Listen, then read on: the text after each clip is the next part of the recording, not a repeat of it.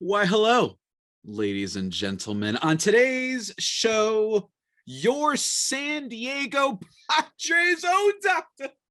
They have officially clinched themselves a spot in this year's playoffs. Going to be recapping this weekend's somewhat, demoralizing series, but going to be looking ahead to the wild card, picture, who the Padres may end up playing, and just kind of a little bit of a celebration of what has been a very up and down season that has, despite all of it, still resulted in a playoff berth. You know what you're listening to, guys. Let's get on started. You are Locked On Padres, your daily San Diego Padres podcast, part of the Locked On Podcast Network, your team every day.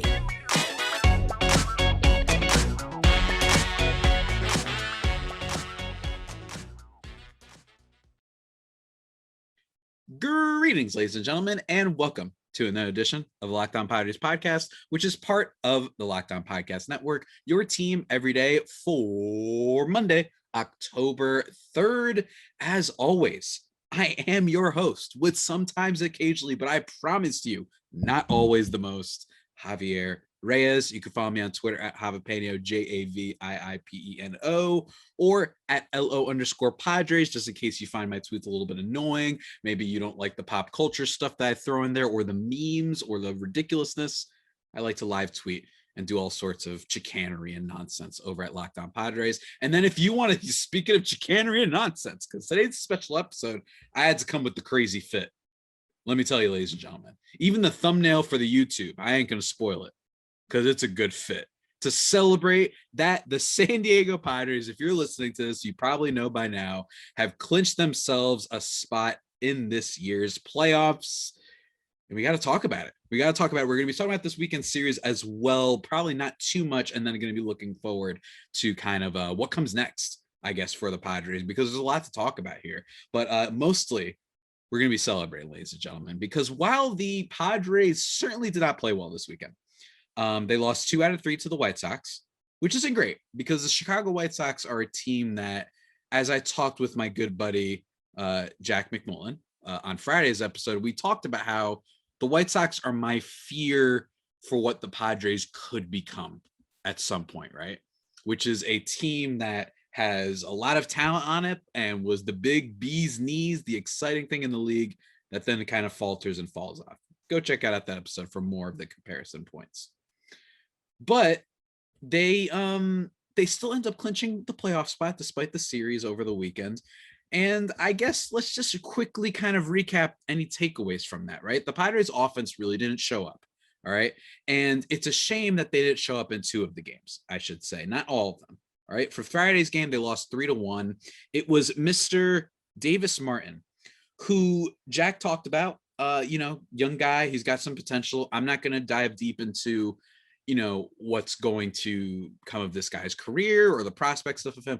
It's more rather that the Padres seem to have a remarkable ability to struggle against these young guys who have a small record, small sample size, I guess, right? You've seen what happened with the Diamondback starters. You've seen what happened with my man Davis Martin here. I'm telling you, man, as I joked on Twitter, go pick up some 23-year-old who has a 6.928 ERA and AA, man, single A, you're bringing up for 1 start if it's against the Padres. Apparently, they'll just be swinging and missing. So that game was pretty frustrating for the most part.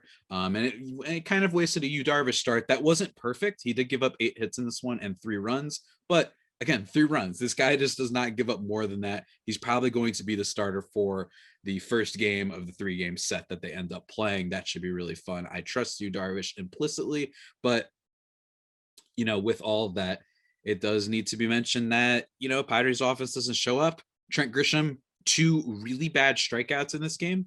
It was a little bit trendy, I noticed, when this happened, because it was once again caught looking a changeup on the outside corner of the plate. It was annoying to see because Grisham, man, it's just kind of, I don't know why he's batting there. In a lot of ways, like, I don't know how this happens, right? It's really frustrating. Austin Nola 0 for 4 in that game as well. Brandon Drury, who's been slightly heating up a little bit lately, I have some hope that he could become a little bit of a a playoff guy. Maybe not necessarily have a good tenure with the Padres, but given that he's gotten a lot of extra base hits, maybe he can do something there. But that's it for that game. So that was really disappointing. But thankfully, those lovely Brewers did not have a good weekend either. So this 2 out of 3 loss, this 2 out of 3 series loss that the Padres suffer here didn't kill them as much as it could have. Saturday, they won against one Sir Dylan Cease, who went 5 innings, gave up 4 earned runs, and walked 4. Dylan Cease, a fringe, not even a fringe, just a borderline like top 5 Cy Young probably candidate. Talked about that with this. Talked about this with Jack on Friday as well. He tends to walk a whole lot of batters, but man, does he get a lot of swings and misses, among some of the best strikeout stuff basically in the league. Personally, next year in your fantasy baseball drafts, be a little bit careful of drafting Dylan Cease. I think he's going to be good, but I think because he was so good this year, he's going to go a little bit too high. That walk rate might catch up to him. But anyway, the Padres end up making up for it anyway, despite, in theory, the matchup isn't great, right? Mike Clevenger versus Dylan Cease. I've given Mike Clevenger a lot of crap, but in this game, he's fine. 6 innings, only 1 earned run. He struck out 3, didn't walk any batters, which was key. And the Padres offense did enough. 5-2 score, like I said. We got a Manny Machado home run. That was rad to see. We got a Juan Soto home run. And it is worth mentioning that heading into yesterday, Juan Soto has been on a tear. All right, don't get me wrong. His tenure with the Padres has been slightly disappointing based on how much was given up for him. And he went through that really big slump for a little bit, but he's been performing like a superstar for a while now. Heading into yesterday's game, last 14 games, 321, 438, 585 slash line, 3 homers, and a 188 WRC plus. So he's been on fire. Hopefully he can carry that into the postseason. And hopefully Manny, who homered in this game, can break out of his slump in time for the postseason. Maybe he's just getting it out of his system right now. He's like, I need to just not hit for a little bit. I'm saving it for what matters, which is the playoffs, right? It's totally possible. Totally possible. It's just, you got to get hot at the right time. That's what's so fun about the playoffs, where it's just all that long season, all that stuff, as far as I'm concerned, goes out the window. At least a good amount of it does. And then you had Sunday's game, which I'll go over really quickly. 2-1 loss for the Padres after Lance Lynn was the pitcher for the White Sox. And I was a little bit annoyed by this one. Lance Lynn, not a bad pitcher. Certainly not a bad pitcher. Trust me, I'd kill for this man. That'd be great. Imagine him instead of Sean Manaea, right? But his big thing is he doesn't walk a lot of batters. He only walks 1 in this game, goes 7 innings, strikes out 5. I was expecting a little bit more, to be perfectly honest, against Lance Lynn. He hasn't had the best season in the world. He's getting a little bit up there in age. That's probably why. He's probably peaked. He had that nice, stretch from 2020 onwards. I think 2020 and 2021, he was awesome and kind of like a really big trade like target for a reason. Nowadays, he's a little bit past his prime. But I'm more annoyed also because Blake Snell had yet again another great start. 6 innings, 1 earned run, 1 walk, 6 Ks. Did not walk a lot of batters, threw a lot of pitches, but still went 6 innings and struck out a lot of batters. And it's funny, good friend of the show, Bryce Patter, started talking a little bit of smack, because in my video last night that you might have seen on the Locked On Padres Twitter, I mentioned, it's annoying because Lance Lynn is not the greatest right now pitcher in the world. And then Bryce responded, what are you talking about, you fool? What are you talking about? Called me a fool for thinking that he's not great. And I said, well, I mean, he is good. Maybe I was mistaken. He's not bad. He's good. And then he responded saying, yeah, but Lynn is the Chad innings eater and this whole, and then Blake Snell is the elbow snoring, is all this stuff. And I looked at that and said, whoa. Hold on a second. He said Lynn actually gets strikeouts and doesn't walk 30 batters a start. Boy, what in the tarnation? So I had to ratio the fool. You guys can go see that. As I mentioned, let's be very clear. Lance Lynn, not a bad pitcher, but Blake Snell has been infinitely better this year, just based off the factors that he mentioned. 24.5% strikeout rate for Lance Lynn, 32.5 for Blake Snell. Snell also has a 3.5 F4, while Lance Lynn only a 1.7. So I don't want to hear it. Unfortunate, though, to bring it back to focus again, unfortunate end to it. But thankfully, because of the Marlins with my boy Brian De La Cruz over with the Marlins, especially in the Saturday game.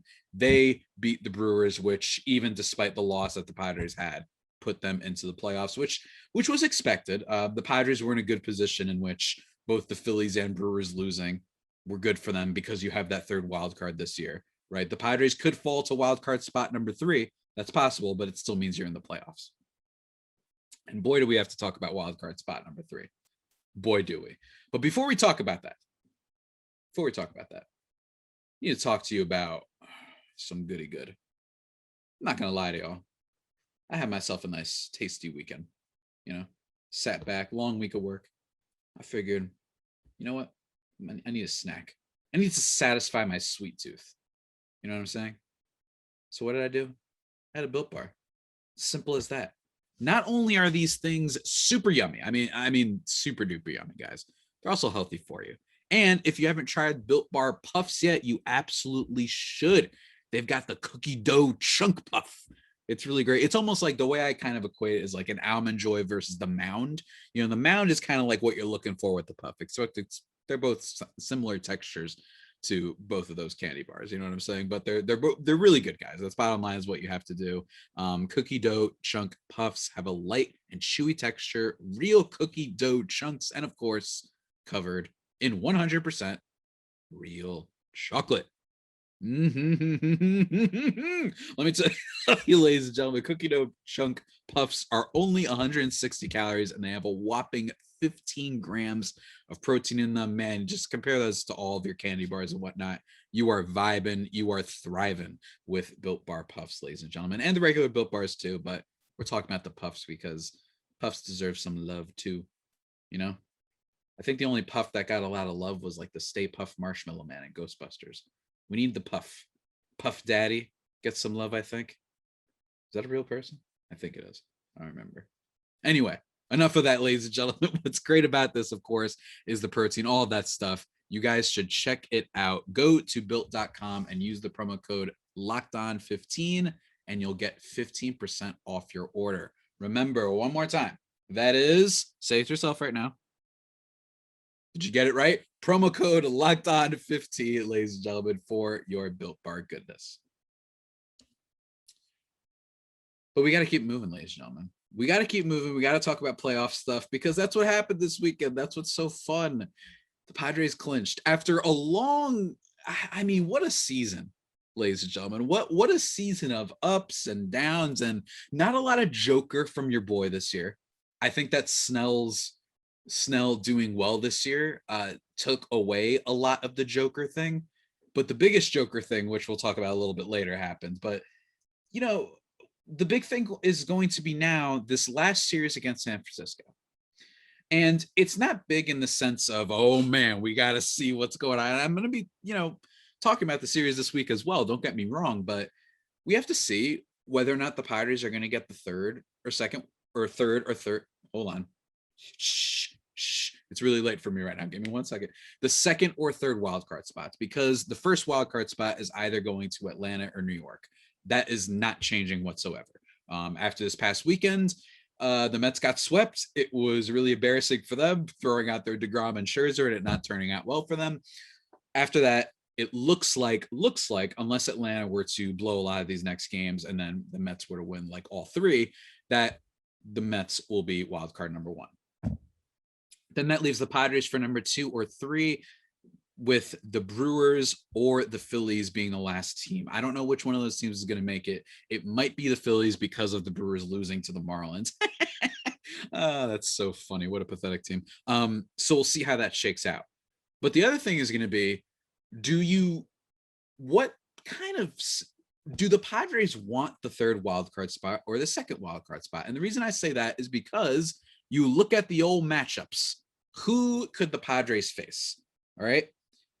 If you get the 6th seed, the Padres would have to play through the Cardinals and then the Braves in order to potentially win the World Series, or at least get to the World Series. My mistake.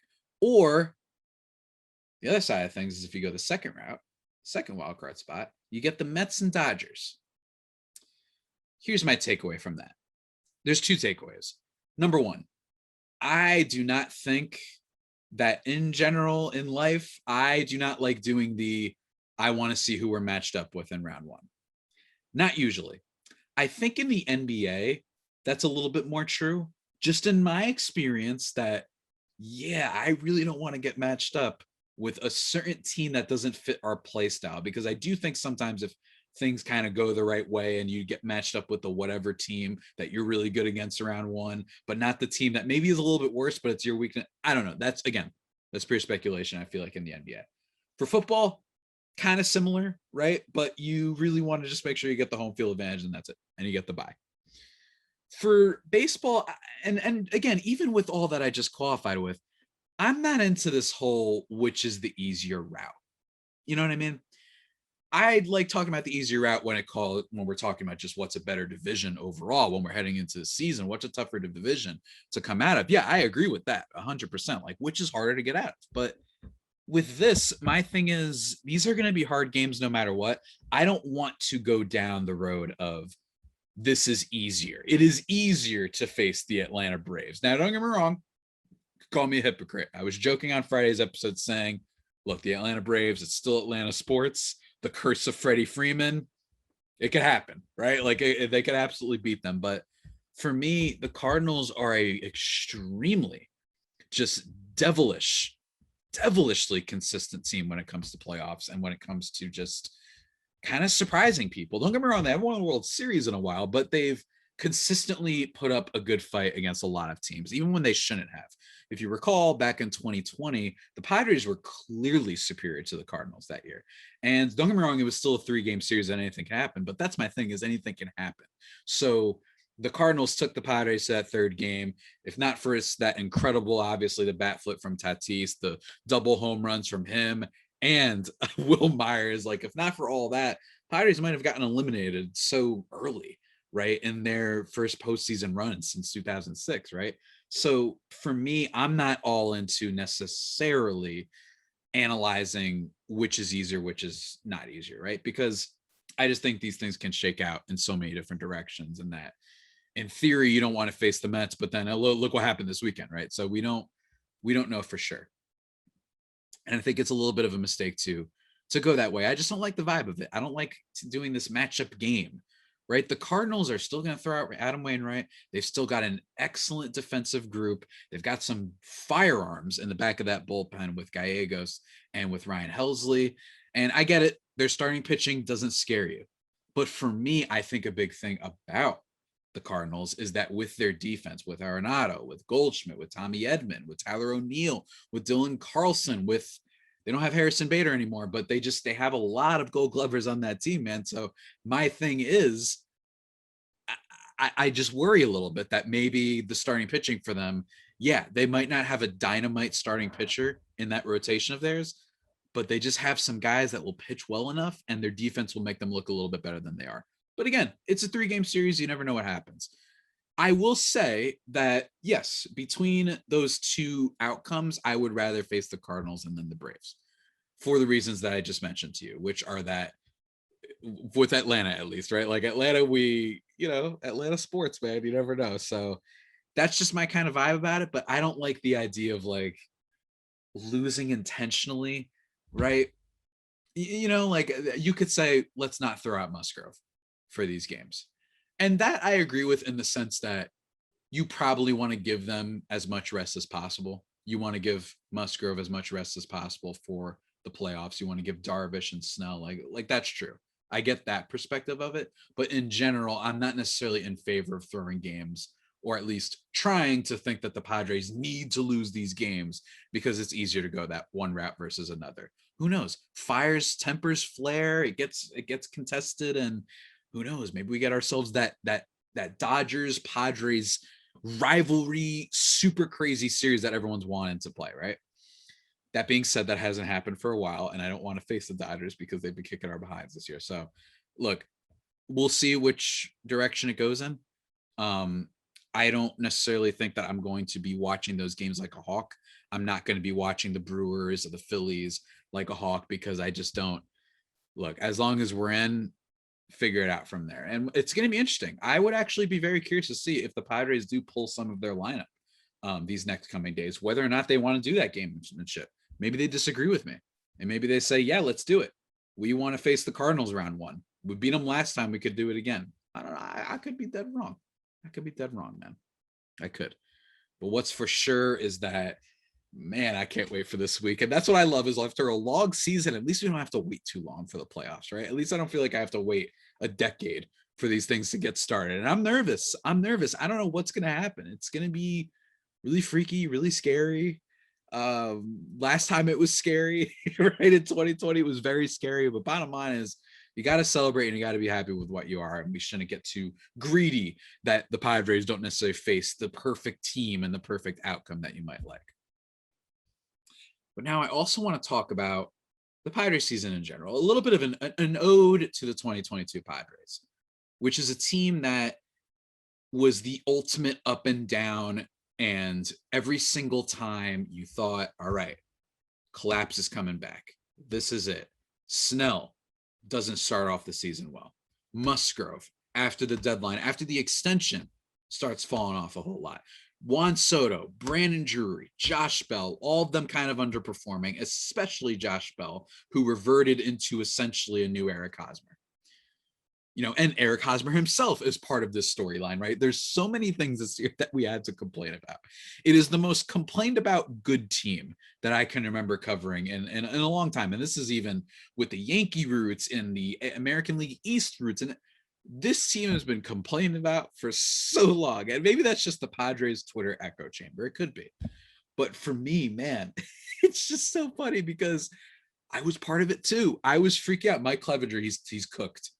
And then a lot of these things don't end up mattering, right? It's baseball is a litmus test for sanity, because throughout the season you will just be going back and forth on not just the individual players but your team. You're just gonna be like, all right, nope, we just got beat by the White Sox, right? We're no good. We're not making the playoffs. Or when the Padres lost to, who was it that they got beat by that we thought, oh my God, this is a mess?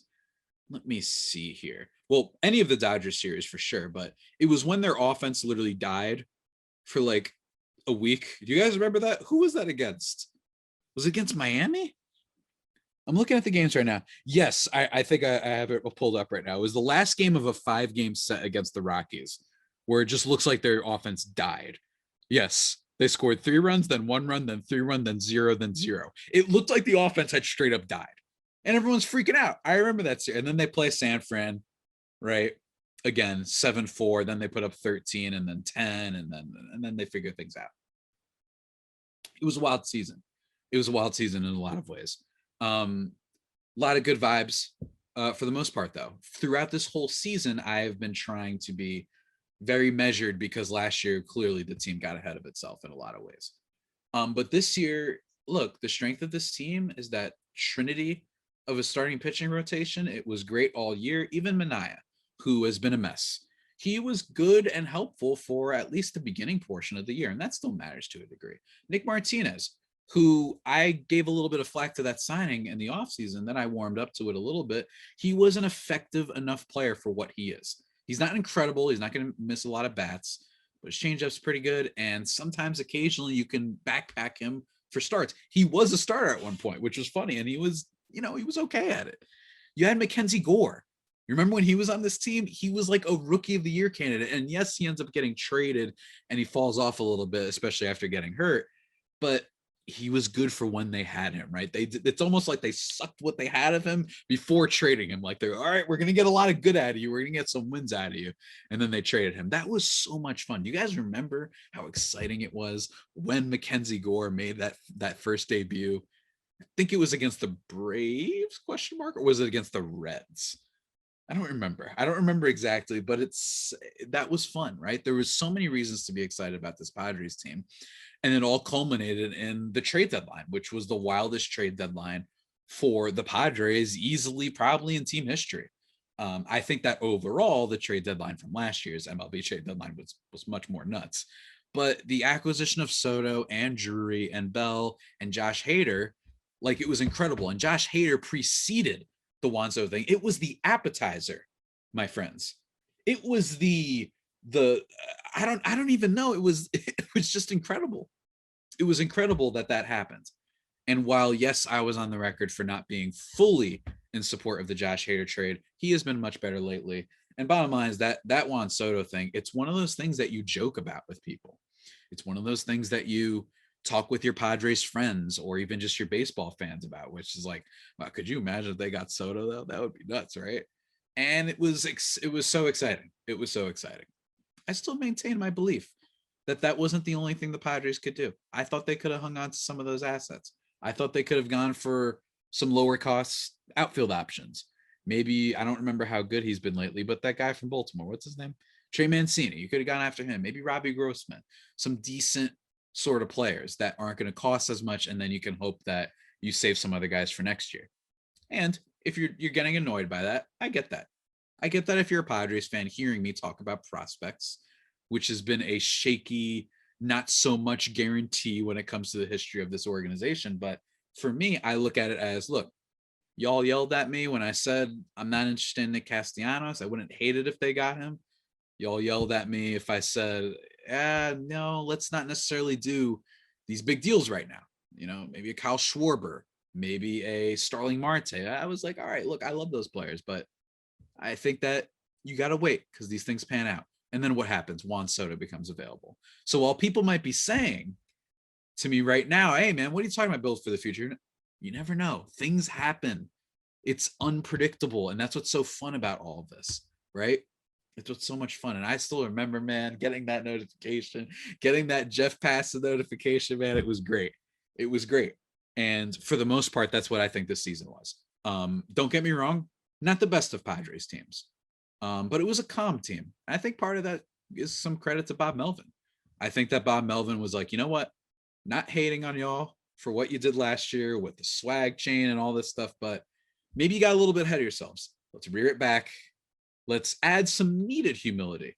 I often don't like it when people preach humility in baseball, only because oftentimes it is too much humility, as in it's really like we can't have any other type of culture or vibe in baseball. But in this case, I actually think the Padres really needed that.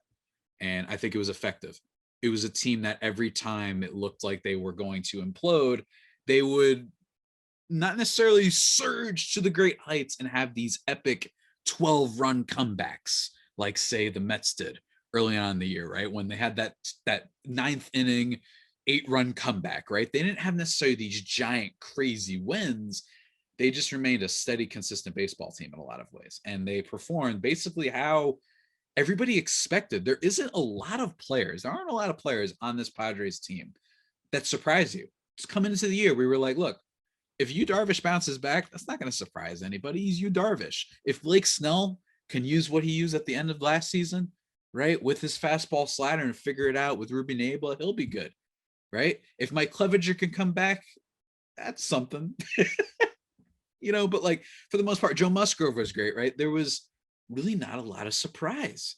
Manny Machado, if you're surprised by what he's doing, I don't know what you were doing in the preseason. Everybody knew he was going to be great. He was probably going to finish top 5-3 in MVP this year, which is awesome. I love that. There wasn't a lot that was super surprising about this team. They kind of just played to what their expectations were when it comes to their roster. Ha-Seong Kim got a little bit better, don't get me wrong. Jurickson Profar had a little bit of a better year. And then you have, some guys who underperformed, like Jay Cronenworth. And then you have the super underperformer, Trent Grisham.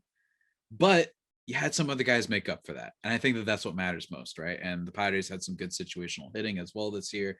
There are some concerns when it comes to the playoffs. Don't get me wrong.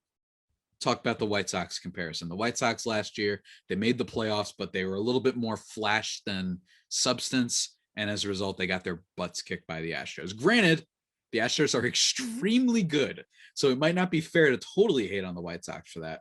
But, with the Padres this year, in terms of run differential, not the best out of all the teams out there, right? In terms of the actual like playoff teams, you can even go to the Tampa Bay Rays. They had plus 62. Padres plus 45. It's not atrocious or anything.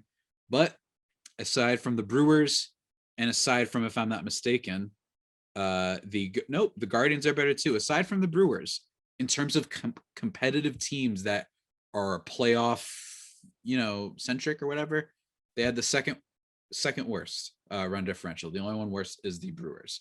So it's worth at least pointing that out. I don't know how that'll transpire going forward and whatnot. Run differential isn't be all and end all as a stat, but it's just worth pointing out for what could potentially happen ahead. I'm just grateful that I got to cover this team for now the third year, which is wild. I'm rocking my swag on the camera right now, but it's really crazy to think about. Last year was full of a lot of Joker moments, and this year did have a Joker moment. It was Tatis. The Tatis suspension after Soto came in, but this team still hung together. I would be remiss. It would behoove me. I'm using weird words today. Sorry, it's a little bit late for me. That man, I'd feel a lot more excited and all in on the Padres shocking the world in the postseason if they still had Tatis. There's something to be said for that dream lineup of being like, here's Profar as a little appetizer. You know what I mean? He's a little mozzarella stick. He's a little a pizza bagel, dare I say. You know what I mean? Maybe a little pigs in a blanket, whatever you want. And then, oh my God, here comes the steak. Oh my Lord, here comes the ice cream sundae. Oh my Lord almighty, here comes the General Tso's chicken. In terms of Manny Machado, Fernando Tatis, and Juan Soto. I just chose foods that I liked there. There's no association with either of them, just big dishes that are good, But I think that would have been a huge thing, right? And you could see a situation in which those guys just get hot and they go all the way. But again, I don't know what's going to happen. I do think that Ha-Seong Kim could have a moment in the playoffs. That would be fun. But man, we made it, man. It's a long season. And after last year, this is what you needed. And I will say, no matter what happens, if the Padres get bounced round one, if they go far, if they go to the NLCS, whatever happens, I do want to say this. And I'm gonna grab the camera. You know what I mean? Let me get the mic closer.